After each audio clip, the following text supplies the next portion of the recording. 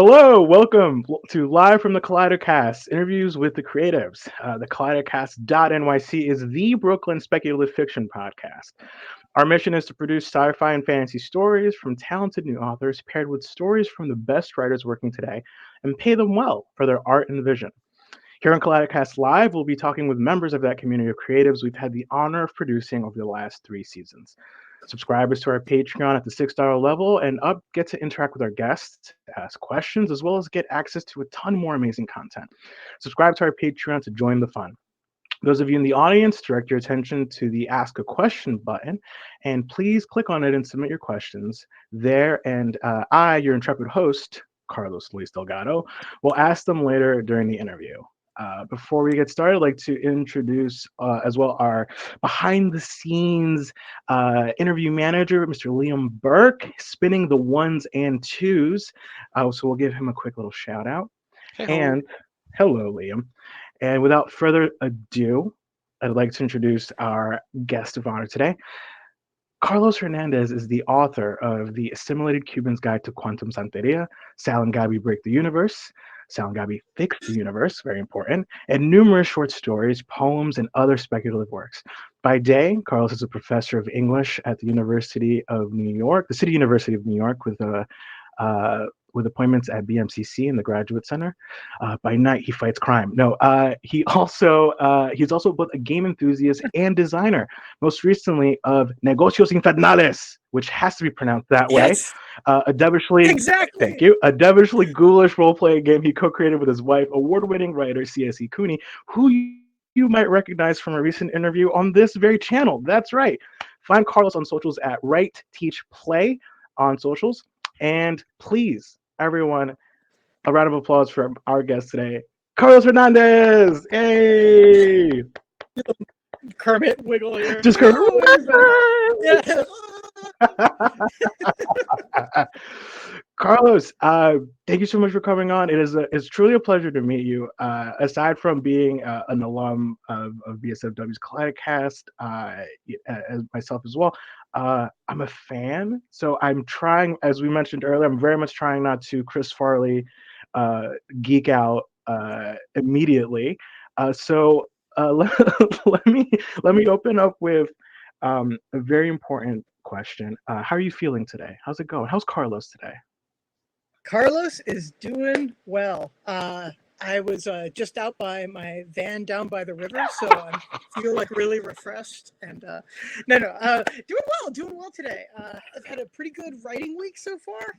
So when writing's going well, everything else is feeling good too. So I'm at work on a new middle grade book, and it's been through a lot of revisions. The way that I work is I do 5,000 words, go back, revise 15,000 words worth, and then go forward sort of like in this incremental kind of way. And so the goal is 20,000 words by the end of the summer, so I can get them to my agent. We can start seeing if anybody is already sniffing around, feeling interested. And I think I'm going to make it. So that makes me feel good. Oh, that's a good feeling. Absolutely. And this is a middle grade you're working on? It is. Some of you have heard it. I see Randy is in the chat. So Randy at her Ample Hills reading has heard me read from Fig. This is my, it's my middle grade book. The narrator is all of the rats of New York City all at once. Because every rat in New York City knows exactly one word in Spanish or English. Yeah. They usually have a name in Spanish and one English word that they're the voice of. So they have to kind of gather together into basically the size of a college level dictionary in order to be able to write a book. A rat hive mind, right. Oh, exactly. Right, 1,000 rats in a room with a typewriter. That is really cool. And it's also very New York, which I love. And brings me to Cast as well. Your story that was featured in season 2, I believe, of Cast, The Magical Properties of Unicorn Ivy. I love that story. It was also part of your collection, I believe, originally, The Assimilated Cuban's Guide to Quantum Santeria. That's right. And so how did that come about? Not necessarily the story, but this collection of stories, because they all, I mean, I really truly can geek out on that collection. The aphostic ghost, I believe I'm pronouncing the If I, yeah. yeah, the aphotic ghost is probably one of my favorite short stories. Let me collect myself for a moment. Let's talk about the your collection. Did you always set out to bring together this kind of short story? Is this Cuban side, this representation? Is that something that's been important to you in your writing? So the short answer is no. I didn't know it was ever going to be collected or anything. Uh, that was just like a stroke of luck, that there was Bill Campbell, publisher of Rosarium. I had sent a story to him for an anthology that he'd solicited me for. And then he was like, hey, you ever think about putting a collection together? And that's where that went. So I hadn't thought about a collection before there was the idea of a collection, because I thought they were more or less unpublishable, like an unknown author. Like I'd sold some short stories, but I hadn't done anything that would be like, oh, we'll give Carlos a short story collection. Like there wasn't that much in the possibility, but Bill took a chance on me, and very, very grateful that he did. But what I did at that point is I started looking through the short stories I had published, because I'd been publishing for about 10 years at that point. And tried to find a unifying theme. And so, yeah, I centered it around Cuban slash Latinx experience. Most of the characters are specifically Cuban, but not all of them. Some of them are other Latinx persuasions. And that was one of the big themes. But the other was the sort of like the nature of consciousness and qualia, and the way in which we construct ourselves out of ourselves. The sort of like double layer of, there's this idea that we sort of like exist ontologically, and we're kind of perceiving ourselves kind of outside of ourselves. And I'm a postmodern kid, went to graduate school in the 90s, reading, Derrida and Roland Barthes and John Barth. So I was thoroughly raised on postmodern questions. So that's where I was seeing a through line that I could arrange a collection around. And to me, all of those questions are almost always answered best by science fiction. I do dabble in a little bit of magical realism and other speculation, but not really a high fantasy guy. At least not yet. Much more focused on the speculative potential of science fiction, where I see, to me, besides all, I read fantasy all the time and I love fantasy, but what science fiction does for me is it asks a question forward. When I think about fantasy, it's the magic systems and the extraordinary elements that allow us to create our metaphors out of that. But science fiction, I feel like, is always a little bit less sure of itself, because we are saying this is not something that I'm saying happened in an alternate universe or something. What I'm saying is that this is happening in the future that has not happened yet. And because it hasn't happened yet, I don't know, it feels a little bit more like unsure. And that's why I like it more. It's a little bit like more honest about the fact that I don't know what the hell's going on. And maybe none of us do. Yeah, it feels closer to the essence of the word speculative. Like I am speculating. I do not know. This is my best attempt to take a stab at something. Yeah. It's like science fiction maybe has one extra wink. Like every time you read fiction, it's like suspension of disbelief, didn't really happen. But science fiction is like, in a future time, wink, wink, like double wink, because it's not even now. It's like we can't even say like this happened in some fantasy past or whatever. It's like it's not even now. So I often jump a little bit in the future, not wholly in the future, but even then, you're just saying like, if it doesn't happen, so what? I'm not trying to predict the future. Well, that's something that I love about your work is the verisimilitude is so seamless. Like you're able to root us in what is sort of like, yeah, this is, even though it's science fiction, it's a little fantastical in the broad sense of the term, with this just a little bit of research, like just this little bit of like, for example, the story that was teleplayed for Kaleidocast, The Magical Properties of Unicorn Ivy. it's a smorgasbord of genre. It's like, yeah, we have unicorns. We have this classically magical creature, but we also have um, through the Large Hadron Collider smashing, atoms together and creating micro black holes creates the tear in the fabric of the universe that allows these unicorns to come in. Um, I love that, and I think it's such an excellent conceit, and it does root the story in this beautiful reality. Um, but it also has I also love how it was a bit of a sad story too, right? It was this journalistic style story about unicorns, this reporter going in live, but it does have the sad ending. And I guess, how did this story come about? Like, what was the what was the seedling of this story? Yeah, I mean, that story is the opposite of Twitter. And the reason it exists is to be the opposite of Twitter. You know, to butcher Yates. The best people are completely unsure, and the worst people in the world are full of passion and intensity. Like, Mm, to me, it's like you're all full of statements without evidence, and we're getting so flooded by them every single day that discourse is garbage right now in our society. We've taken all of these, thousands of years of rhetoric and ideas of how to construct an argument and basically just memed them into the toilet. So, like, to me, what this story was sort of like, here's how we construct lies that make people feel better and are ultimately, self-defeating, perhaps the sort of thing that, how we lie to children to spare their feelings, but only in a way that, denies them truth that they could deal with. So, like, one of the parts of childhood that a lot of us have to come to grips with is not only the fact that we need to learn how complicated the world is, because the world is actually legitimately complicated, it's because we're lied to so often. And we're limited not only by our processing and our growing minds, but the fact that we're fed so much misinformation. So this is sort of like the apology to, like, all the people who are just happy to spout out at the mouth without really thinking about, is there evidence to support what I'm saying? Where's the debating point here? If experts are confused at the highest level about what actually is going on here, why am I actually acting with surety at this moment?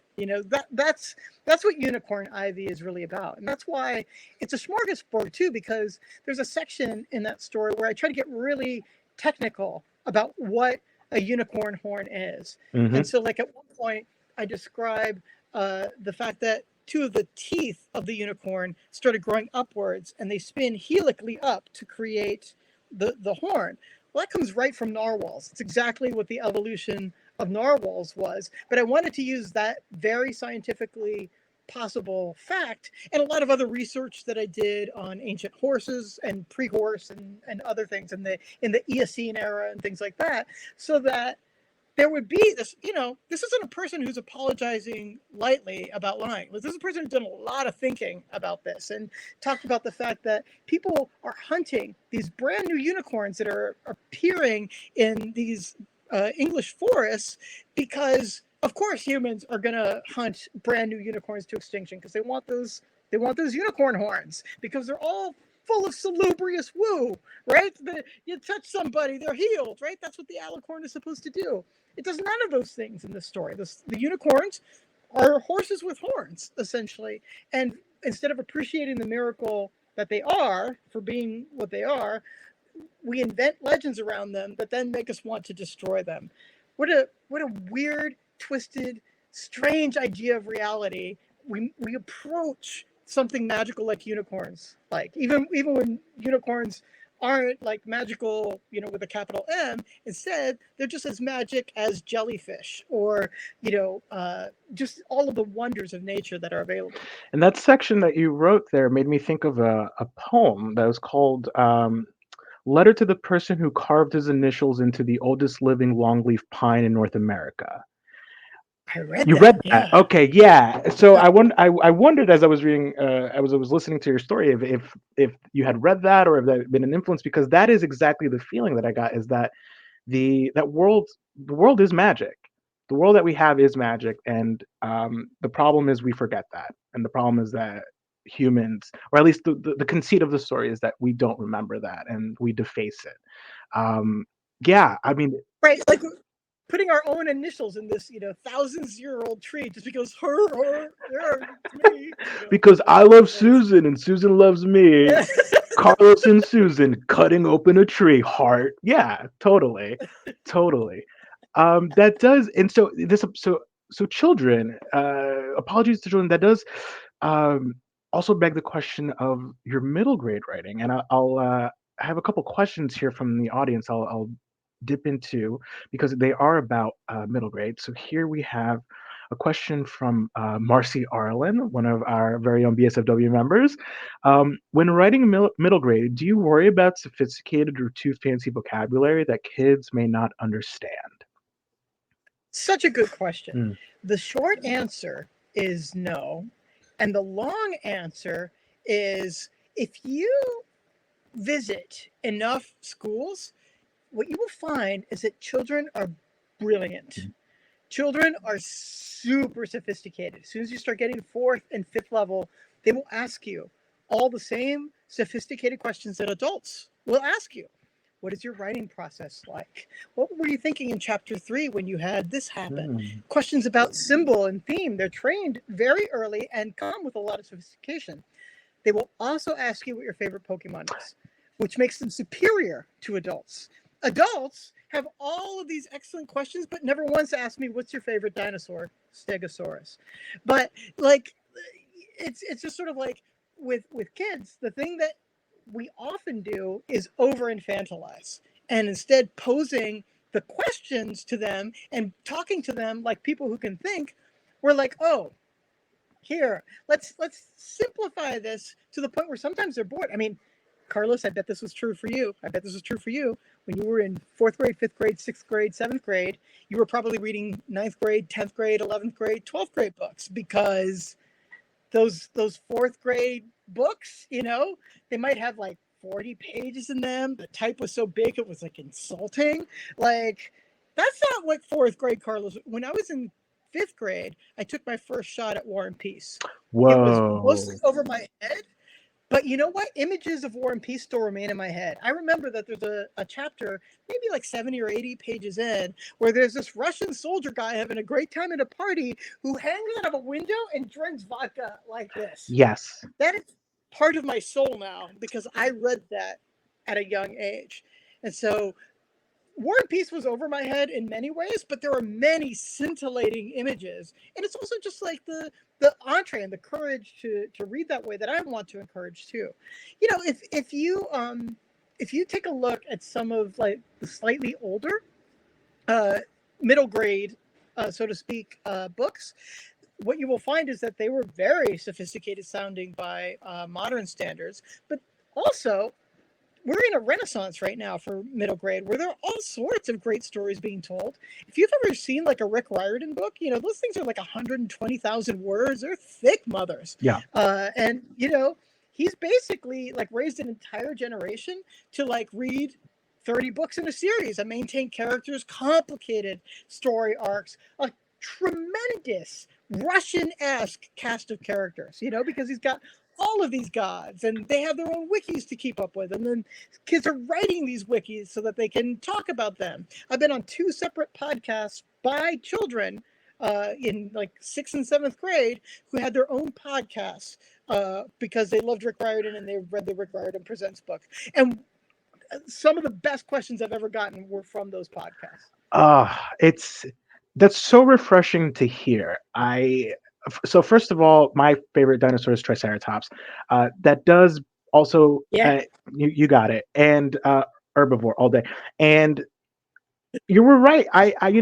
When I was in fourth grade, I was reading Flowers for Algernon, which was like Yep. such a heavy and dark book for a fourth grader to be reading, but I Yep. was all over it. I will never forget that book.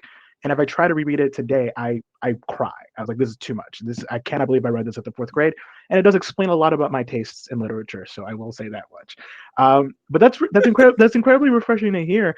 Um, In terms of middle grade as well, what and I feel like we kind of touched upon this in while we were talking about the magical properties of unicorn horns, but what appeals to you about middle grade as opposed to, for example, children's stories like picture book or YA or adult? What is it about middle grade that caught your attention? Yeah. So what caught my attention is that Disney offered to pay me to write a middle grade. So that's what caught my attention. Disney was like, "Hey, you want to try this?" I was like, "Sure." but Yeah. that's the catch. But then I had to educate myself about middle grade because I was an artist. I had to write big important books for big important brains. Yes. I had to educate myself, and what I discovered, friends, is that middle grade is awesome. So middle grade now is kind of like what YA was about 15, 20 years ago. 15, 20 years ago, Mm, YA was much more wide open. It was less genrefied and sort of like solidified as like publishers saying, this is what we want. And middle grade continues to be a wide open genre where there's the variety of books that are available there are awesome. Also, teen angst, okay, you can do teen angst, all right, but groups of friends kicking ass, sign me up. Like middle grade is all about sort of like the friend pack and like, finding your allies and believing you can make a change and going for it. And so like it isn't like a soupy with sexy stuff. It is instead just it's a because it's not soupy with sexy stuff the way YA is.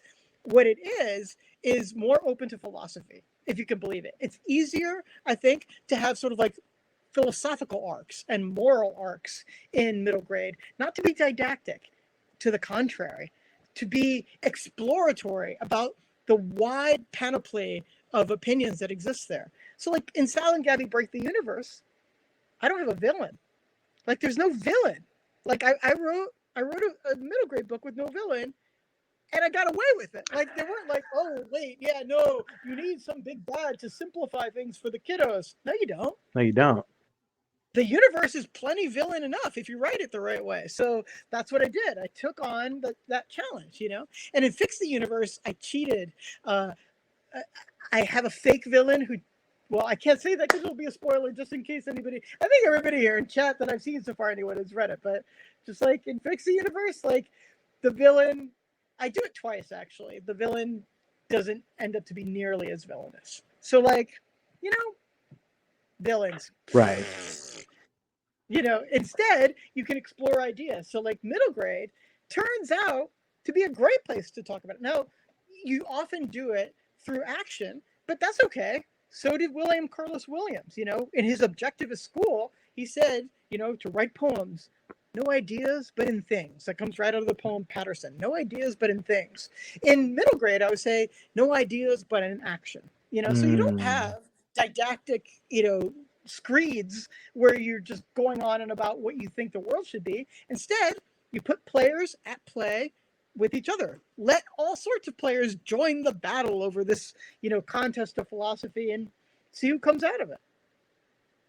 that's great. And it's so refreshing to hear that middle grade has become that um, I would say pre Twilight YA, which is what a friend of mine called Normie Girl YA, which I love that that's what it's called. And because there was, yeah, I remember reading this YA novel called Leviathan, which was like a World War I steampunk YA like this a great story, almost no sexuality in this thing. It was just very dry, very like, but it was these great characters Uh-huh. engaged in a historical situation, and I still remember that book to this day. And it was it changed. Why it changed after Twilight, and that's fine. People enjoy it, and there's an audience for that, and I support that. But it is good to hear that middle grade has become that it is this fertile ground. And especially, do you feel like it's important to be honest in middle grade? I mean, thinking about, you're writing to children. You don't want to lie to them. In the magical properties, you've commented on what lying to children can do. How do you engage with the truth, capital T, when it comes to writing for middle grade? So, because I am unconvinced of truths, I think I can approach things more like an explorer and less like a truth teller. Mm, My job, I don't think, is to tell people what's right and what's wrong. What I can tell them is here's what I've observed. And you know what? Let's put these ideas in play. So like my thing about fiction, the reason that you should love fiction is because fiction is going to be smarter than the author who wrote it, if the author puts in the work. Because a book is 3 years of my thinking, plus tons of people offering me critique and ideas, helping me refine, help me getting out of my way of my own damn self, helping me think through things better. So, like, oh, I was actually a little bit punching down there. I didn't even see it. Bad, Carlos. Fix. So by the time a wider audience sees it, it's like, oh, look at all this stuff. It's so great and clean. I could never write this. Of course, you can't write that on a first draft. Nobody can. Books are smarter than their authors. So this is a chance for us to explore together. And it's why fiction is superior in some ways to nonfiction, mm, even things like philosophy or other things like that, because it's not making an argument, at least in a traditional sense. It doesn't come with the sort of like thesis that's going to be proven. What it should be less the thesis driven essay and more the exploratory essay where you're mm, making up the facts, because that makes it much more of the thought experiment. That makes it much more of the hypothetical where people can play with the ideas. And if you're doing your job right, you're setting someone's imagination alight. What happens is they're going places with that story. They're going places with those scenes and ideas. And many times people have shown me sections and have said, oh man, I love this part. Did you mean it to blah blah blah? And a lot of them be like, well, that's not what I meant necessarily, but I'm glad that that's what you got out of it, because people are always telling me what my stories are about better than I can tell them what the stories are about. yeah, I think that's a great point. And so I mean, you definitely have a crew, right? Like you have your writing group that you send stuff off to bounce stuff. Well, I'll just say, I live with World Fantasy Award winner Claire Suzanne Elizabeth Cooney, C.S.E. Cooney, and you know, Claire is freaking brilliant. Like she is so fucking smart. Hmm. Like, like so smart. I live with a genius, people. Like, I got it made. I adore So, that during her interview she said the same thing. Ladies and gentlemen, relationship goals. I'll just putting that. Liam, let's tag that. Let's clip that moment as the relationship goals moment. We'll make a clip show after that. Hashtag Um, feeling. thank you so much, Liam. What I Okay, quick nerd out question, just in terms of some crossover stuff. Uh, the character from Magical Properties of Unicorns is named Gabby Real as well. Is she the same Gabby from Gabby and Cell Break the Universe? Please tell me it's a cross universe thing. well, it's a multiverse, right? Yes, There are many Gabbies, right? So it's a Gabby. I This is take why it. multiverse wins, I'll because the answer is honestly yes and no. yes. In Uh, Fix the Universe, we met a bunch of Gabbies, and we know that they actually formed a consortium, for the Gabbyverse. They basically want to start governing the multiverse, all of these Gabbies together. So, it's canon that there are many Gabbies. Sure, that's one of them Absolutely, as an adult. I love it. Rick and Morty, eat your heart out. The consortium of Gabbies is my consortium. That's definitely who I'm voting for. Um, so the let's I want to talk about games. You feeling Yeah, up to games? I love games. Negocios Infernales, as it is properly pronounced, and the Wall of Games. Thank you so much, Yes, Carlos. What's your gaming history like? What's your games? What you grew up gaming? You like to game? You game, bro? You game? man. Do you even game? You Yeah. even So game? like, So the year is 1979. Ah, no one was Carlos up has then. humongous 70s hair. Like, see this hair? It can go to about here. And I know this because in 1979, it did go out to here. Yes. And so, 1979, my big brother takes out a deck of cards, and me and my little sister are going to go through a dungeon. We're going to play Dungeons and Dragons. Ooh. And the way that we're playing Dungeons and Dragons is he's flipping cards, and we are rolling dice to see if we kill it. And so, if we get to the bottom of the deck, we win. We beat the dungeon. That was my introduction a million years ago to role playing. Of course, not really role playing, but everyone's got to start somewhere. Right. Throughout, like, every time I was a Boy Scout, and when we went to Boy Scout camps, our group was so nerdy. We played so much D&D during those weekends. Where basically we would just like come together and just like play D&D, first edition D&D and stuff. And, in my junior high and high school, I had my best friend and we were constantly playing different kinds of games. We really liked Top Secret and Boot Hill, which were also TSR products back in the day. So like, I go back real deep. Like You're my OG. first, I was like the red box with the woman who has the green fireball throwing it at a green dragon. Like that's my box. So like not right at the beginning, but like pretty close to it. I go back real far. So like, role playing games have definitely been a part of my life. We had an Atari 2600 in my house. So like, just right at that sort of like home console revolution. I was there, man. I was there when it happened. I saw it, man. I was there when Fugazi was doing shows in DC playing Atari, baby. I saw it happen. Hell yeah, dude. Man, I still have such fond memories of being able to play for hours on one game of Circus Atari.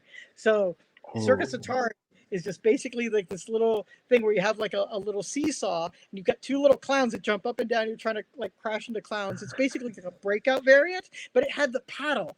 You had to use the paddle controller for it. And so there was a lot more room for slippage. So you learned to like grip down on it hard. So you're holding some of the plastic so you didn't turn it too far and stuff. Like I have muscle memory of Circus Atari in my veins, man.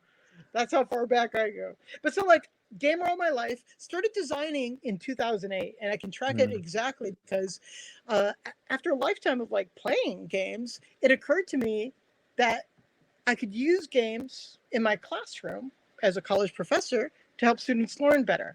I'd always had kind of like a playful attitude, but like that in 2008 is when I became aware of a movement called game-based learning, which is basically learn from games to teach better.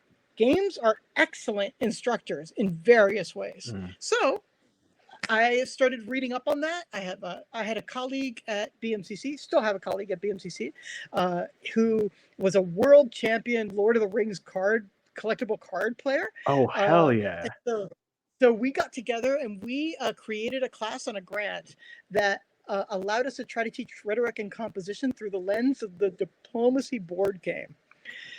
Whoa. So those of you who don't know the diplomacy board game, it is not only a game that will destroy friendships, it could possibly set off a war.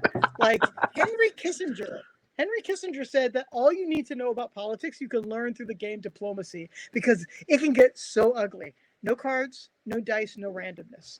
It's basically just like a risk-like game, but instead of rolling to see if you succeed, you just form and break alliances with people.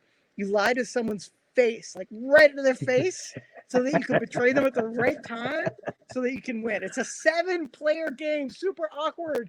It would never be made today, but it has like a special place in history because it's a game of pure rhetoric. You're just trying to convince people. You're trying to see through lies. You're trying to basically understand how language works. We coupled that with All Quiet on the Western Front and the Guns of August and other readings and created a World War I unit that used that as one of the texts. It was interesting. It was a good first foray into game-based learning. And since then, what we started doing was modify. It's like, okay, next time we won't use the whole thing because it's too complicated to play and the 7 is really a weird number. We can mod it. And then when you start modding, it's like, oh, but what if I actually just change the theme entirely? And then suddenly you're a game designer. So like, as soon as we started doing that enough, that's when I realized I had to get serious about game design. And so a couple things happened. Started the board game designers group in New York City where people would get together to play test their games, and started the CUNY Games Network so that instructors could specifically talk about using games in their classroom. What you find out as soon as you get deep enough into this is that game design is so totally an art unto its own that you have to devote real time to making games just for game's sake if you're ever going to have any chance to use them well in the classroom. So that's what I did. Started working as a designer and the lead writer on a game called Merryweather.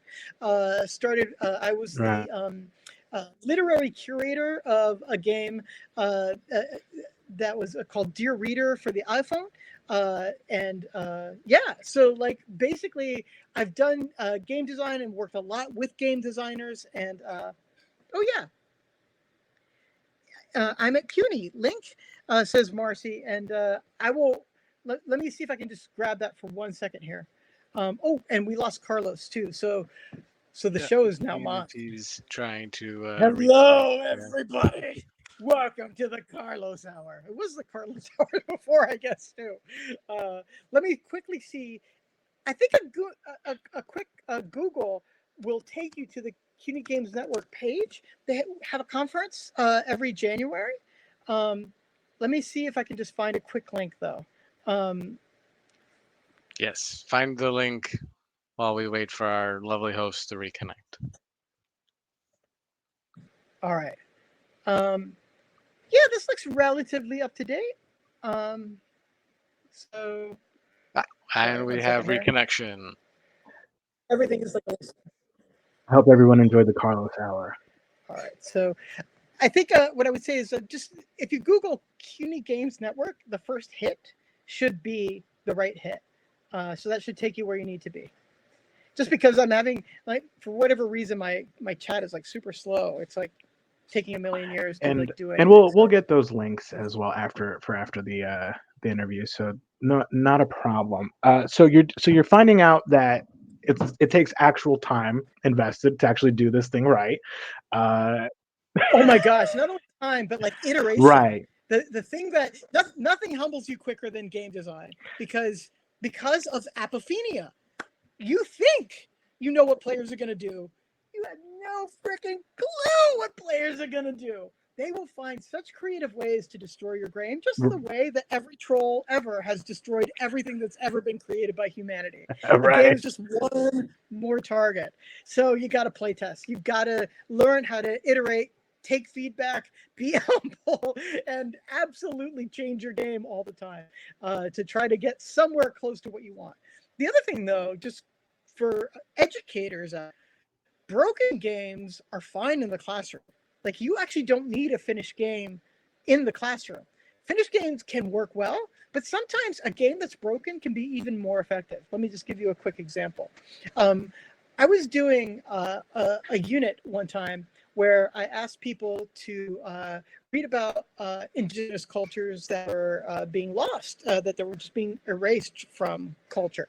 And I just wanted to give people sort of like visceral feeling that would be an entree point for discussion. So what I did is I asked people to write down a few things about their life and culture that they loved, what from your culture about, dance or food or whatever you like, just write a few down, nice sheet of paper, right? Look over that, and then think of just in a couple of sentences, just write down one happy memory that you have around one of those ideas that you wrote down, right? And I had people pass them to the neighbor. I had the neighbor rip them up.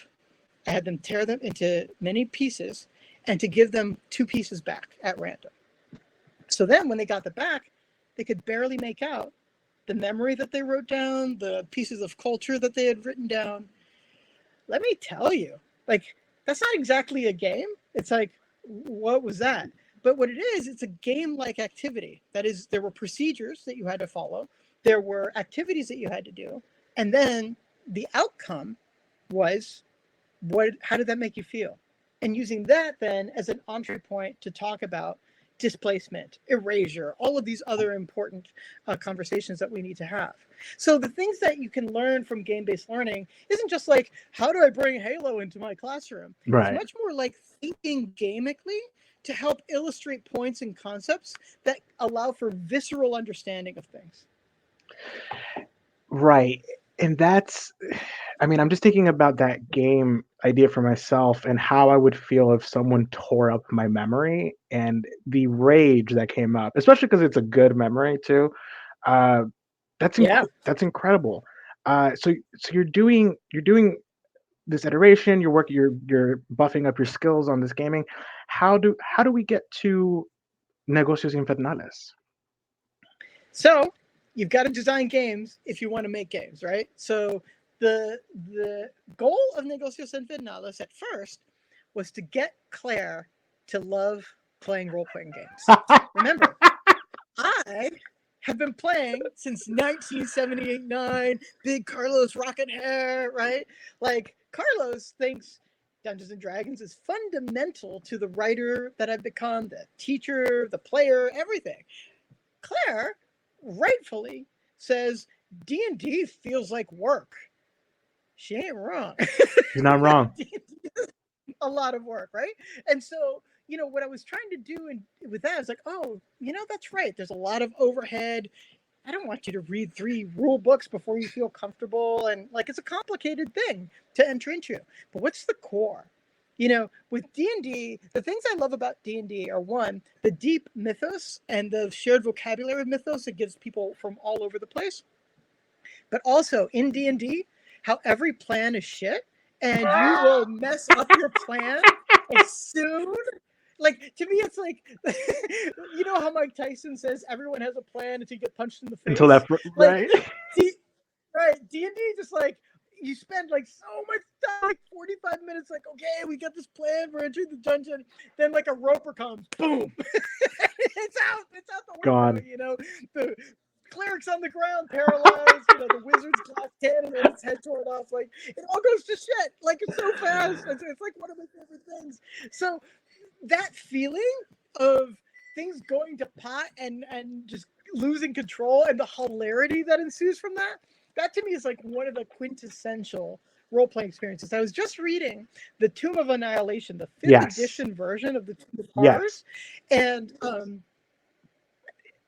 one of the things that they say right at the beginning in the forward is something to the effect of this, that even though things can be super dark in theme and that the awfulness of the situation can be real, like, you're talking about a demi-lich who travels the plains in order to create dungeons to specifically kill the strongest heroes of a land. And In order to fill his phylactery and continue his lichdom. Yes, we all know this, Carlos. We're not new here. Please continue. Exactly, though. So, like, it's pretty dark, but when you play a Tomb of Annihilation or a Tomb of Horrors type game, it is just madcap hilarity as you fail that dexterity saving throw and like start sliding into the lava, or you decide, yeah, I'll put my head into this like figure with the open mouth. What's in there? Oh, it's a tomb, or it's a sphere of annihilation. Your head is literally gone, and there's no restriction. God, Yeah. No saving throws. So. No, it's just like whoop, gone. That to me is like what I wanted to capture for Claire, because once you bite into the madcap hilarity, then everything else becomes worth it. So that's my very long to Negocios Infernales. So no dice in Negocios Infernales. Instead, what we did is made an oracular set of cards. They have little weird sayings on them, like, if it unlocks, it's a lockpick, or like, trees eat meat, or you will see your true reflection in the head of an axe. So it has these little things, and then it has like this kind of macabre artwork surrounding it, and each one has a suit. There are 7 suits total, and on your character sheet, when you create your character, you pick 4 cards of 4 different suits.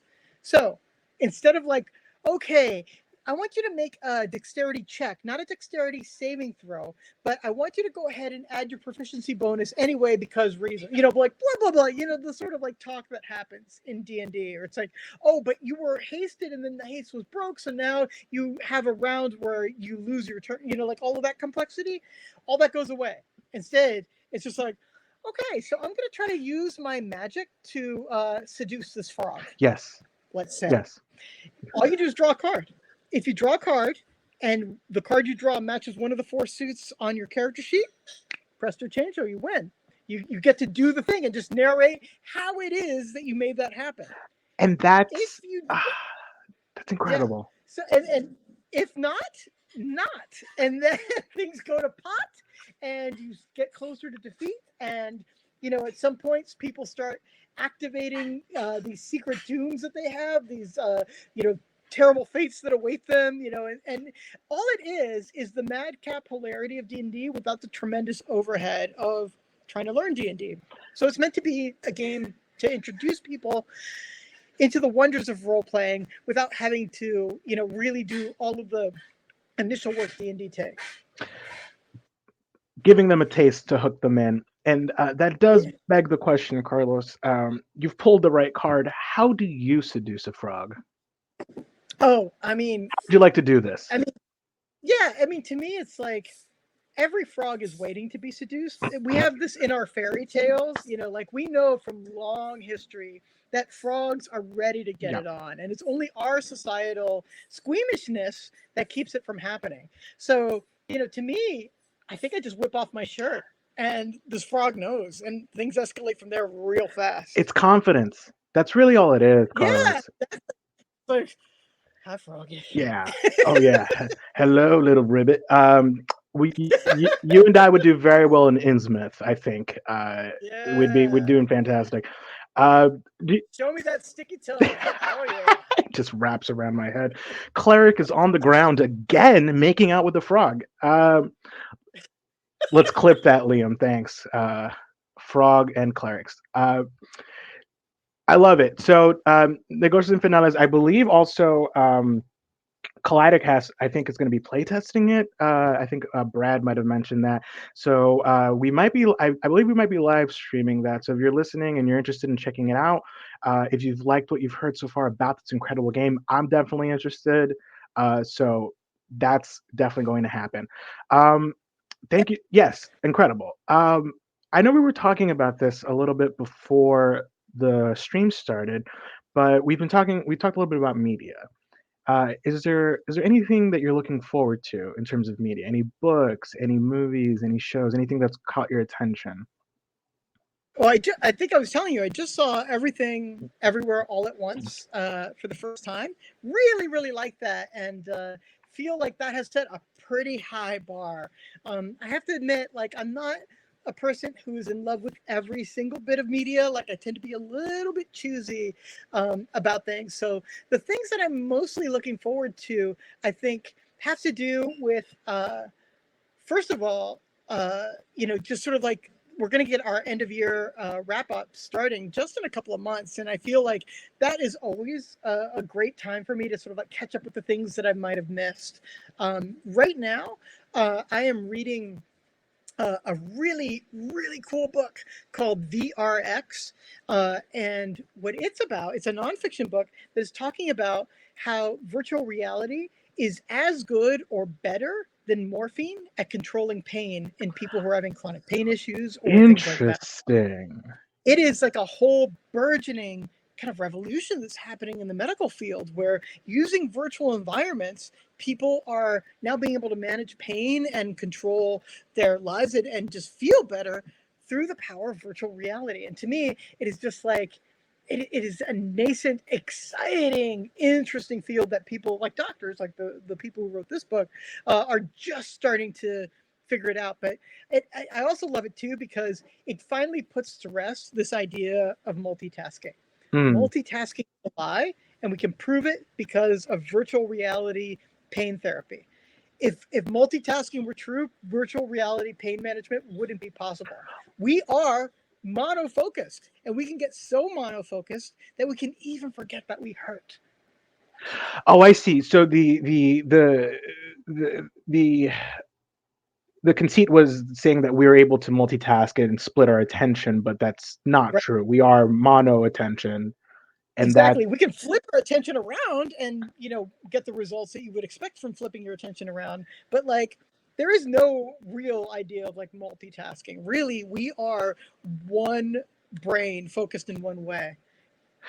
Is it a combination of the ability to reduce pain through virtual reality? Is that a combination of the attention and triggering, this dopamine or this natural body's chemicals of painkillers uh, together? Is that what is the conceit of this theory? It's definitely a part of it, but not as much as you think, because it's not necessarily a virtual reality video game that has like the sort of like successes and highs and lows. There is some hormonal therapy that's being done if you're in a placid scene, like in a beachfront, or if that's what you like. Finding yourself in a calming environment can release chemicals as well. But it's not like, woo, I just won the VR or something like that and getting that rush. It's much more about transporting the mind somewhere else. Mm. In a way that engages the attention. Attention is like Attention. shockingly important. Yeah. That's kind of like if you have a paper cut, but then you stub your toe, you're not going to think about the paper cut at all. Right. But Yeah. Classic gated. right, that's interesting. I feel like there's a story coming in regards to that for you. They're very well. Yeah, there very well may be. Yeah. We'll see what happens with that. Uh, Interesting. Okay, so it's good to read nonfiction. Do you feel like, as a writer of mostly science fiction, I would say, of course, dabbling with fantasy, do you consume a lot of nonfiction? Do you feel like that's a big fuel source for your ideas and creativity? Definitely. In fact, Cam just posted an article about a solution in physics that had been eluding physicists, and it specifically has to do how we calculate distances on curves and the revolution that happens thereof when we can suddenly do better math to calculate curves. Super fascinating stuff. The math is a little above me. Like, this is, and it's also science writing, journalism about science, so you always take it with a grain of salt in terms of truth factor. But for fiction, it's freaking gold. The Right. idea of the Large Hadron Collider creating micro black holes, that was right out of a news story. I Hmm. just stole that immediately out of a news story just because I thought it was freaking hilarious, even though it was nonsense and more or less everybody knew it was nonsense. It's like, ooh, micro black holes. So that's something. And then I was like, yep. And then I created a metaphor around it. And that's the conceit of the story. So yeah, reading nonfiction is gold because it gives you it gives you a vocabulary for things that would otherwise be hard to make up. It's hard to make up stuff until you can pile on the science vocabulary and do your hucksterism as a fiction writer of like, yeah, you may sound outlandish, but here are 7 fancy words. Now what do you have to say? What is your counter argument, Exactly. scientist person? Uh, I well, but I love that. So like so I read that article about the black holes, right? And so I knew immediately as soon as I in your story, as soon as it came up, I was like, it's full of shit. But it was the metaphor that sold it. It was that crayon drawing on top of a crayon drawing, and you wet the paper.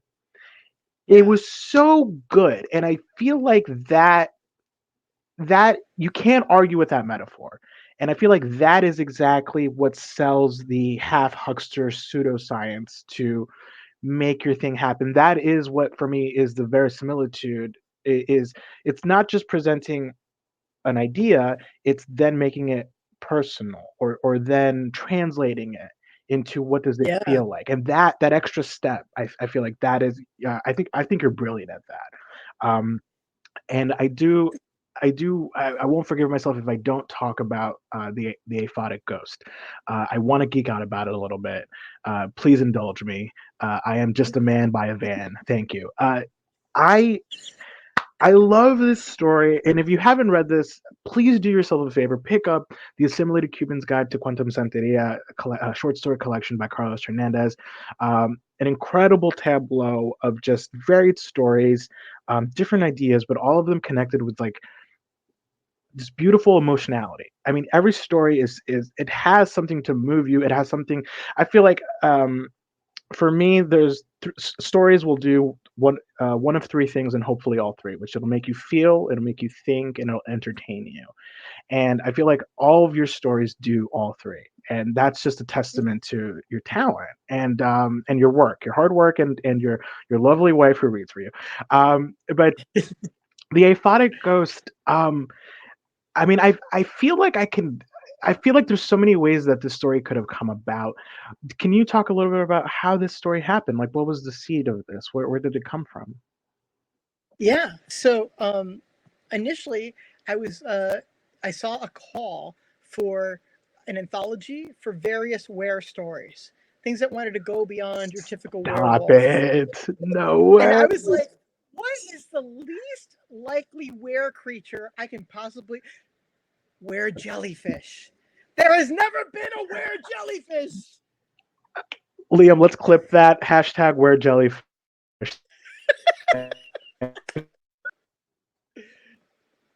It's my were jellyfish story. I am so upset right now because it didn't even like I couldn't even think of it. Like, wow, of course it's a were jellyfish story. Okay. So we have these were jellyfish, um, as you do, and Yeah. but then so then where did the I guess the father son mother narrative kind of was this something that was it a little bit personal maybe, or was this just like you knew that the story would go this way? Is this based on some another inspiration? Because although it's not a terribly original idea, a father wanting to reconnect with his son, um the way that it was done is 100% original and 100% fresh and interesting. um where did that come from? Well, to me, like several of the stories, I think focus on father-son relationships, and importantly, so for me, just in terms of like one of the things that masculinity needs to do is really think about father-son relationships. So this is my little contribution, but it's also, I think, more at the heart of how we're cowards when it comes to knowing people really. We hide behind convention and social mores, and we would rather use wit to cover a personality than explore the depths of psyche. And I'm just saying this is a universal human trait, and I think it's a source of great ultimate misery, and one of the reasons why society has always felt difficult, because it is very hard to deal with the complex animals inside of our minds trying to do something that it wants to see itself distinct as being animal from. So the female lead in the story has a secret. She's a jellyfish, and she's immortal. She's a person who gets to reset herself every once in a while. I mean, how do you tell somebody in modern society that you're a freaking jellyfish, right? But her son's a jellyfish too, and so when the story uses a lot of things that I was interested in at the time. There's this frozen zone in the top of Mount Everest with just it's frozen corpses. So because you can't get them down. And there is actually a nonprofit similar to the one that the main character starts that has now started taking bodies down from this frozen area at the top of Mount Everest. But the idea was like, imagine somebody who wants to, go up there. Son goes up there and he doesn't come back. And so the dad's going to go for him. But luckily, he's an immortal jellyfish. So once you thaw him and throw him in some water, he's going to get to It's gonna reset be himself the a-okay. same way It's that gonna he be was. a-okay, guys. Yeah, he's going to. It's a happy ending. There's a Deus Ex Machina you didn't see It's a coming. happy You know, ending. yeah, I mean, I'll just spoil the story. I'll just spoil this. If you don't want the story spoiled for you, just count to 20 and then rejoin us, all Hashtag right? spoilers. So, yeah, yeah. So you're off? Okay, don't listen anymore if you don't want spoiler. At the end of the story, both of these were jellyfish are resetting themselves They're basically going back to a more nascent form of themselves, which is how jellyfish function. This is why they're called immortal, or not all of them, but there are certain kinds of jellyfish that basically age backwards and then forwards and then backwards and then forwards. So they started aging backwards. Clearly, he's not going to have the same relationship with either person in this story that he did, but he sets up a tank for them in his house, and he has a much more complicated and beautiful understanding of love and relationships than he did at the start of the story. Okay, you can join us again. Welcome back, everybody. Yeah, that was incredible. Thank you for indulging me. We are reaching the end of our hour, so I will ask the final burning question, which I think everybody has been waiting for, which is Carlos Hernandez. What is your favorite Pokemon?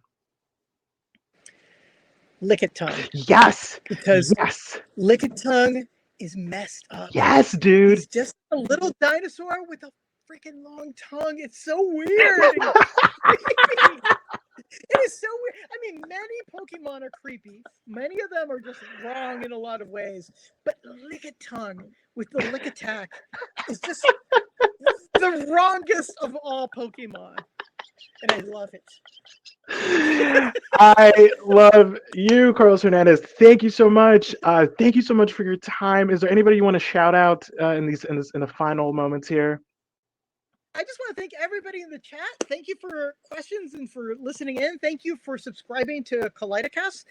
If you are not a subscriber, if you're just listening in, please do support Kaleidocast. It does some really, really fine work in the SFF genre. So it's a way to participate. We have now seen people start as people getting workshopped in the Brooklyn Science Fiction Association and get all the way to publish and all the way to awards and all the way to these great things. So this is a great thing to support no matter what stage of your career is in. So thank you so much, Carlos, for this fun hour. Thank you, Carlos, for plugging Kaleidocast. Your check is in the mail. And as a reminder to everyone, you can find us on iTunes, Spotify, SoundCloud, and wherever else you get your podcast.